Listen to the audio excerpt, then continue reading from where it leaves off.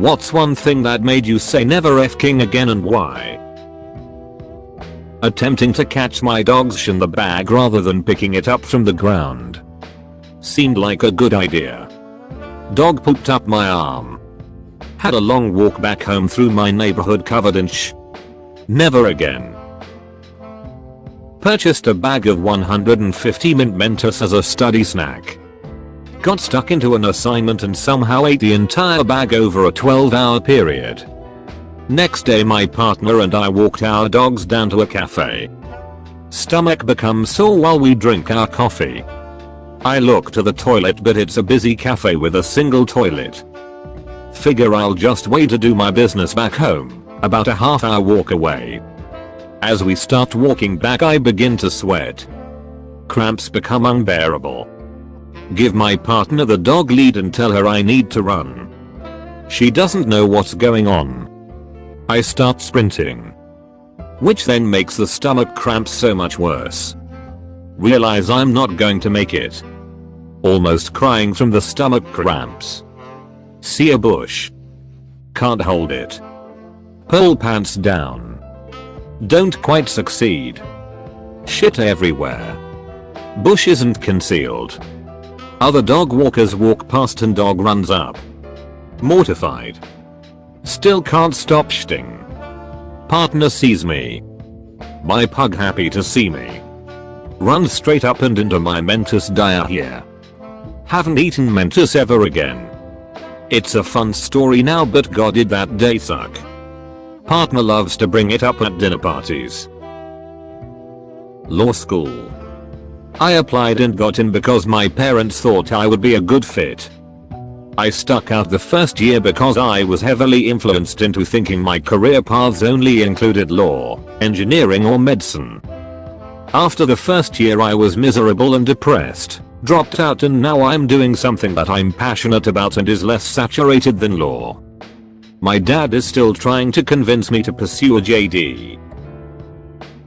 Yesterday I was in a hurry and not being very safe and put a 1/4 drill bit through my hand.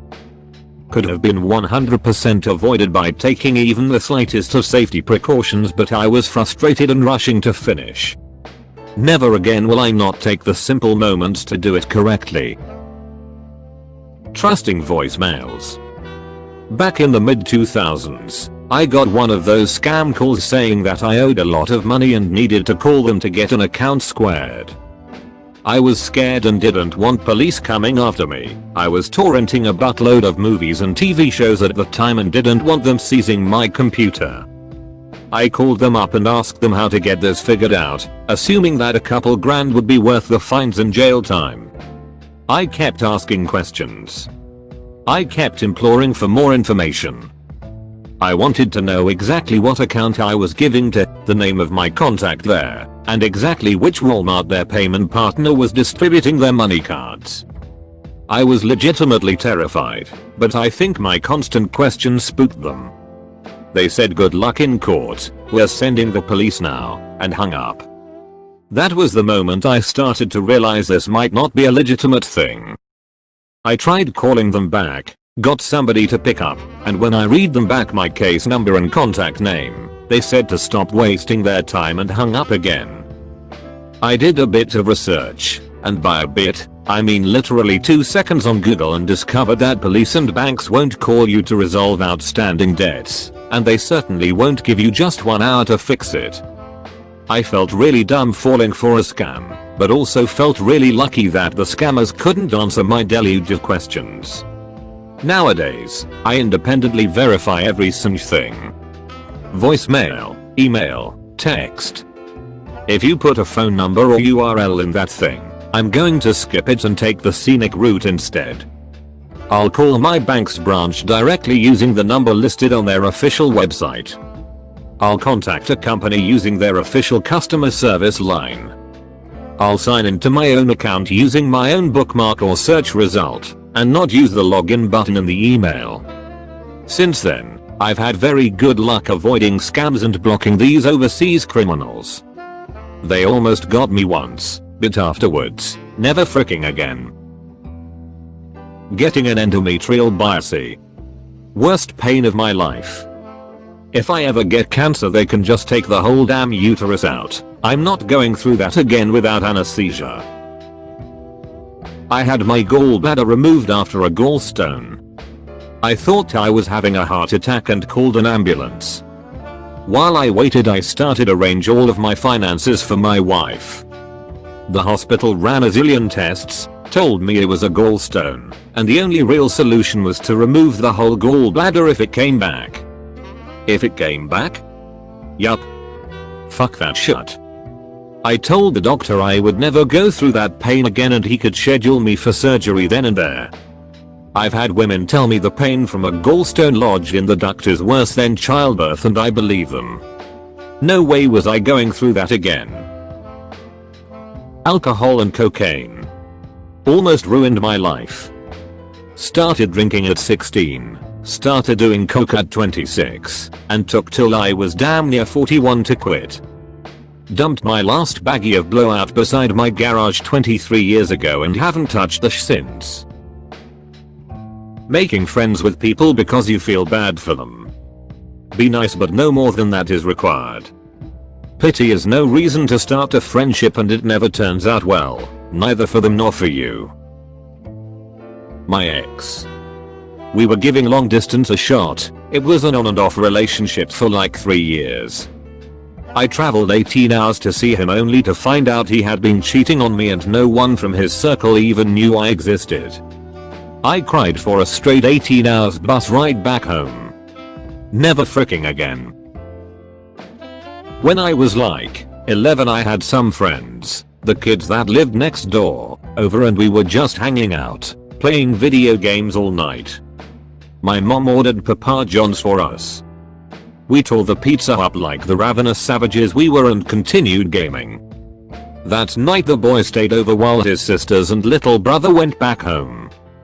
We go to bed that night and at some point one of us, can't remember who, began to throw up, which woke the other one up. My mom rushes in and helps clean up the mess. Once the vomiting stops we go back to bed. But then before long ITD start again. Just like before, sometimes I was first, sometimes it was him. Sometimes we could get to the bathroom on time, sometimes we couldn't. My mother, the saint of a woman she is, cleaned up all of that vomit. Apparently things were no better at their house. To this day some 15 years later I refuse to eat Papa John's. I'm sure it was just a one-time thing but once was enough. Peppermint essential oil. Why? My darling spouse read online you could use it on lady bits to provide a tingling sensation. Decided to do so to me. Didn't read the bit about majorly diluting it first. The result? The sensation of 1000 fire ants biting my most intimate parts while simultaneously being submerged in lava. And since it's an oil, washing it off did jack sh. I sobbed in a half-full bathtub whilst rubbing my cooch with a towel doused in vegetable oil, the remedy, according to the internet. 0/10 do not recommend never again edit, a number. Amniocentesis, having a giant needle stuck through my pregnant belly and being dug around to get a sample triggered my fight flight and I was sweating so much from the intensity. I didn't watch while they did it but my mother-in-law was there and started crying while they were digging around. She held my hand, looked at me with tears in her eyes and tried to calmly say it's okay, you're okay. I still have nightmares about it 10 years later. Living with a couple. Roommates suck in general but 3 times in my life I split an apartment with a couple and it was awkward at best, and truly miserable when they fought. Driving through an intersection immediately upon my light changing to green. Some a-hole ran a red one day and almost T-boned me on the driver's side. Never again. I always wait for a few seconds before I start driving through an intersection, longer if there is a blind corner. Working retail. I think it's something every young person should do. Once. People suck, especially with our bullshit culture of the customer is all the way right. Extending an olive branch to my father, to make peace with him. As a child, he didn't want to know me. But I knew even then that the time would come when I would be an adult and he would want to get to know me. I tried repeatedly as I was growing to find common ground, stability, freaking anything with him. I tried adopting his interests, talking to him about things he gave a shit about. I tried involving him with things I was passionate about. Well, sure enough, as an adult now that he's retired and his health isn't what it used to be, he wants to get to know me. Get fucked pumped. There is no way in hell I am letting him into any part of my life to frick it up some more. 20 fricking years. He had 20 fucking years to get to know me until I moved away and got him out of my life. Nah, I'm good without you, bro. Meth. I was a hardcore amphetamine pill addict and said frick it one night and smoked a shload of meth. I was up for 2 or 3 days. By the last day I was well into psychosis and left town. Stayed in a hotel room for a few days to make sure I didn't become a meth addict and to evaluate what the frick I was doing with my life. I didn't stop the pills immediately, but I'm never fricking doing meth again. Open up my home to help someone. She ended up being a manipulative, miserable cuss of a person who made my and my children's lives miserable. My husband, now ex, refused to see beyond her vagina and ignored his own kids' pleas for help. Kids and I moved out and he's now miserable and alone with no relationship with his kids. Cunt left him at the first sign of his financial troubles. Go on an overseas tour with a close friend. Always do a mini trip or spend a weekend with them exploring a new place to test the waters. I went on an overseas trip with someone who was constantly late, couldn't pay for anything, didn't want to do any of the activities we had planned, sulked around. The list goes on. We had completely different travel styles. She wanted to sleep in. I wanted to organize things, be on time and plan ahead. Basically our travel styles just did not mesh. I ended up having such a bad time I booked a flight home. Would never again go on a holiday with her again or any friend with a similar personality. Never again. Getting back together with an ex.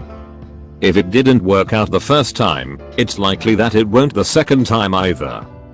Especially if that person relationship was toxic to begin with. Working at McDonald's, no need to elaborate. Debating on the internet. Too many people think of like a competition you can win with a snappy comeback. Too many people forget they're talking to actual people and actually try to see their side of things. Now instead I try to rationalize my position and see their side. The only problem is I still end up arguing with people who are just there to mock me or to make snappy comebacks. Never argue with an idiot. They'll drag you down to their level and beat you with experience. Left double quotation mark.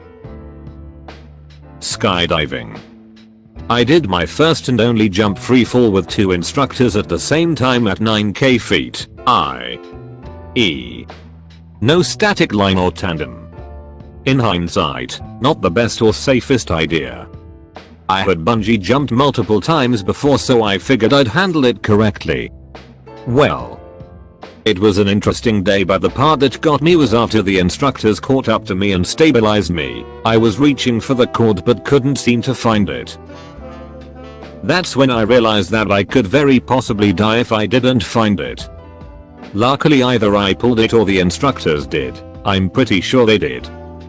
But the part that really fricked with me was when the chute started to open, and as the instructors weren't there anymore, that I realized that if the parachute malfunctioned I'd be dead.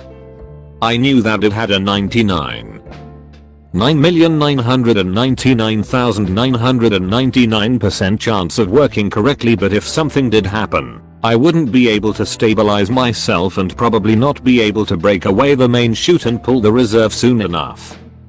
I didn't have time to think about any of that at the time, as I was focused on what I needed to do in case, but it pretty much took away any future plans I ever had on continuing that hobby. It's an odd feeling knowing that you literally have 5 seconds to make a decision without the experience to help yourself. Ate a whole bag of cooked Chinese peanuts so my shitty was I stuck on the shit for hours on end and I couldn't leave the house without risking shitting myself.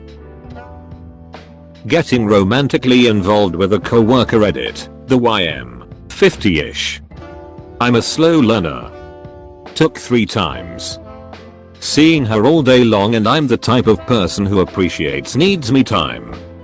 At larger companies maybe not as big an issue. Hats off to all those who have made it work. Edit. Thank you for the silver, kind person. IMS. Tried it twice to help with some sciatica I have developed since working at my job, a lot of ladder work.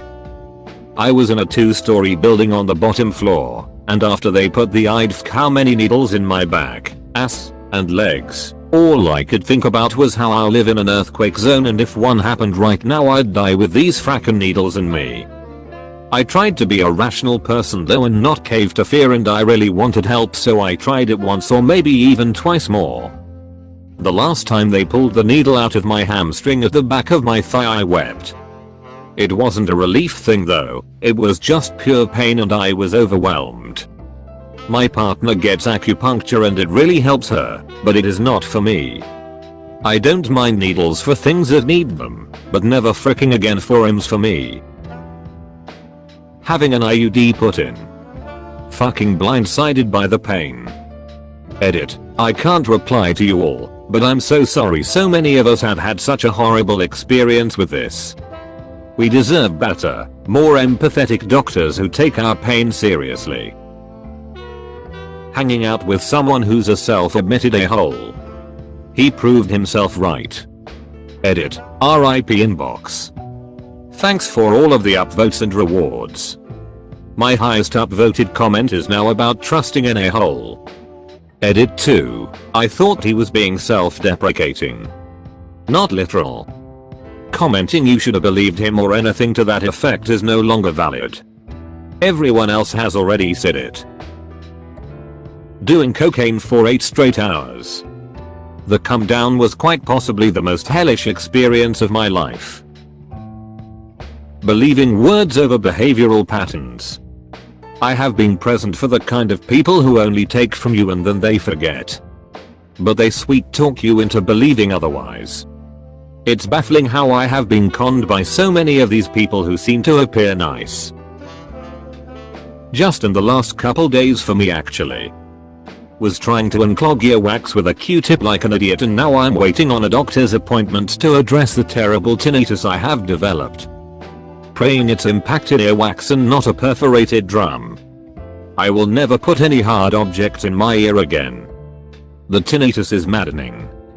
I have cried so much. Edit. Thank you Reddit, you gave me some comfort. Drinking and driving. Thought I was fine to drive home. I got on the freeway. Went to go over 1 lane. Next thing I realize I've gone over 4 lanes and am about to hit the cement barrier. Scared me enough to never do it again.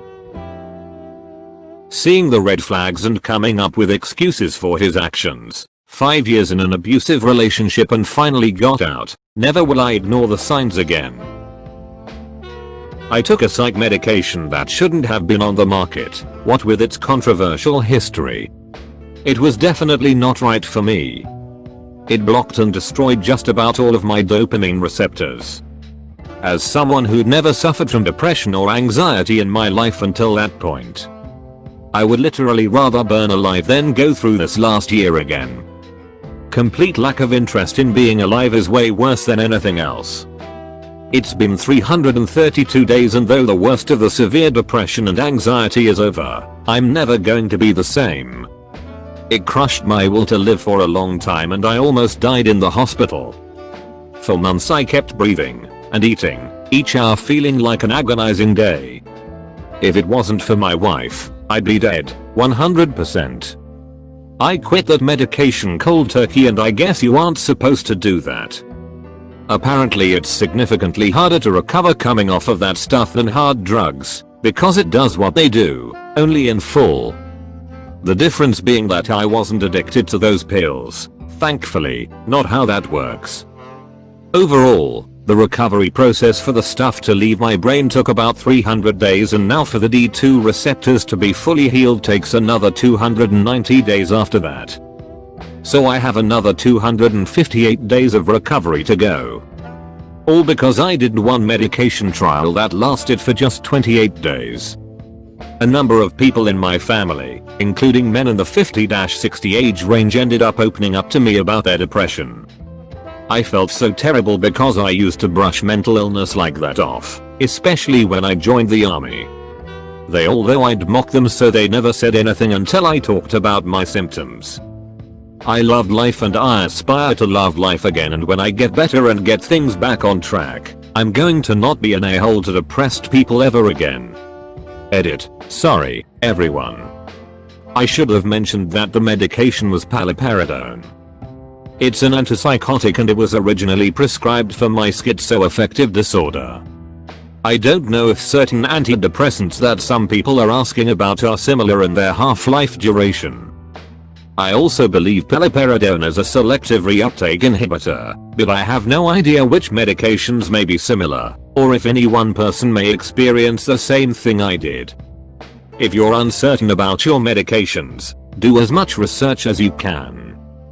Talk to people who have used them, research the side effects, and don't stop taking them suddenly if they aren't working properly. You may have to wean off slowly. No matter what happens, remember that though things can take a very long time to get better, you'll be okay in the end. Just don't ever give up. That's what I wish someone had told me, because it's hard to know at the time. It doesn't feel like there's a light at the end of the tunnel, but there absolutely is. If anyone has any other specific questions, feel free to PM. My inbox is blowing up, but I'll try to reply soon. Had a girlfriend who cheated on me. She wasn't the first woman to do so, but she was the first one I went back to after breaking up with her over it. Huge mistake. Monumental freaking mistake. I immediately realized why I have a rule about not giving second chances for that kind of thing. I'm a pretty reasonable guy, and I let a ton of stuff slide, but that's a line that doesn't get crossed twice. College class at 8 AM as a night owl. Edit. Wow, this blew up. RIP my notifications. The awards are appreciated. Thank you. Also, while a majority agrees with me, a few have said wait till you get a job, etc. I worked as a salaried manager while in college. I was required to work a minimum of 48 hours, so I did that while full-time in school. Plus homework, exams, rehearsals, performances, etc. That's why I said never again. I entered the workforce at 14 and worked 20-30 hours during the school week and full-time over the summer.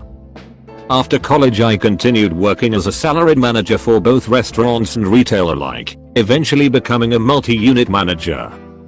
I still preferred working nights though even after graduating. As a junior with a finance major, as in lots of upper level finance courses, I scheduled all of my classes one semester for Tuesday and Thursday. 8 AM to 6:30 PM. 4-day weekends. 1-day break in the middle. I can sleep in most days of the week. Awesome, right? No. Not awesome. Tests all came at once and I had to be up early to study for 3-4 exams in one day.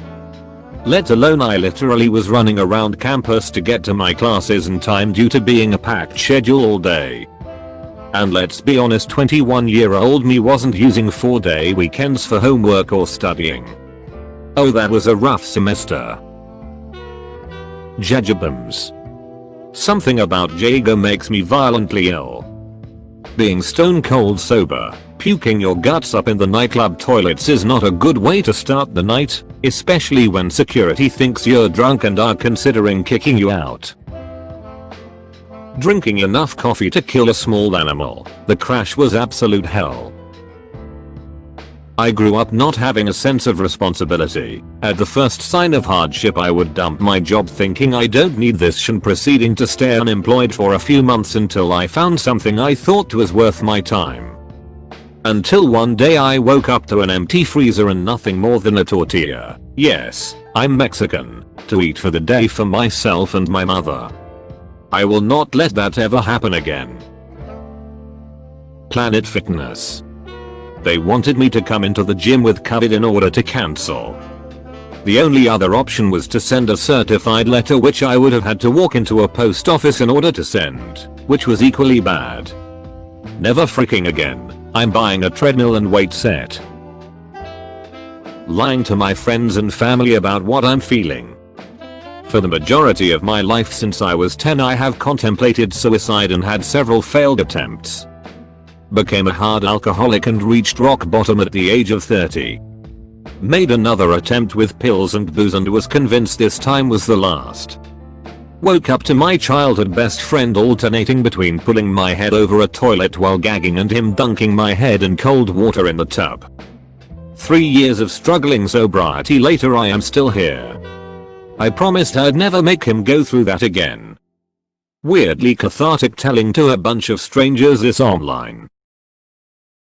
Doing acid after having been up for a long period of time. Did it to myself several times, but the worst time I'd already been up for 46 hours when I dropped, and was up for another 9 or so. I was in a hotel room, to put it simply, in downtown Fort Lauderdale. We tripped to the Lauderdale beach for about 3 hours, and honestly it was a great time. What initially sent me spiraling was when we noticed we'd gotten a parking ticket, and one of my buddies tossed it out the window. 2 hours later I was furiously sweeping sand off my hotel room floor because it kept sticking to my feet. I did that for about an hour and then had a mental breakdown under my covers because I heard demons screaming and thought they were coming to take me to hell. It was muscle cars and motorcycles on the corner showing off, and passed out after every object capable of moving like a mouth was telling me to sleep. I knew I was hallucinating because the mini fridge light didn't come on when the door opened to talk. I will never drop again if I've already been awake for 6+ hours. Unless it's a half dose, but you get the idea. Got pulled over by a cop for having a tail light out. I had killed some beers 4 hours earlier in the afternoon. I had waited until I knew I was sober enough to drive. However, my buddy was in the car, and he had just killed a beer before stepping in the vehicle. Cop leans in, after seeing my license and registration, tells me, "Sir, I'm getting a strong scent of alcohol from inside the car. When was the last time you drank?" I claimed it had been last week, and he has me step out and perform the entire sobriety test, walking in a line and everything. He even has the decency to tell me before initiating the test, "Now you can tell me why you lied to me." Like I said, I had waited until I felt sober enough to drive. I knew that as long as I was polite, respectful, and played it as professionally as possible, I would likely get out without being asked to take a breathalyzer test, so I performed each of the tests with my heart pounding out of my chest until the officer says to me, "Well, you seem fine." I still got a scent of alcohol from the car. "Was that your friend?" I respond, "Oh, that's definitely him." He even hands me some type of card to get a discount on a new taillight and lets me go. Yes, that put the motherfucking fear of God in me when it comes to driving while inebriated in any fashion whatsoever, and I still thank God it didn't turn out any differently. Since then I've basically been the go-to DD for many of my friends. Drinking about 5 cans of Spike energy drink in one sitting. Ended up awake the whole night and into the morning. What? Speed dating? Why? Took me weeks to recover from that horrible experience. My whole family decided never fricking again after my dad convinced us all to attend a charity performance of the musical Lilac Time. I bet you've never heard of it. I hadn't heard of it before I went. Don't bother looking it up, it's sh. Not only was it a shmusical, the only trained singer in the whole cast was the leading lady. The leading man couldn't hold a tune to save his life and was so bad that during one song he pulled the leading lady off key for 2 whole bars before her professional training kicked in and she got back on track. And they did that swaying thing that amateur musicals seem to default to when they don't receive adequate direction. And it went for 3 freaking hours. After that, my dad never dared ask anyone in his family to any performance ever again, and my grandma carried a grudge until the day she died. Thank you for watching. Don't forget to like, subscribe and leave a comment.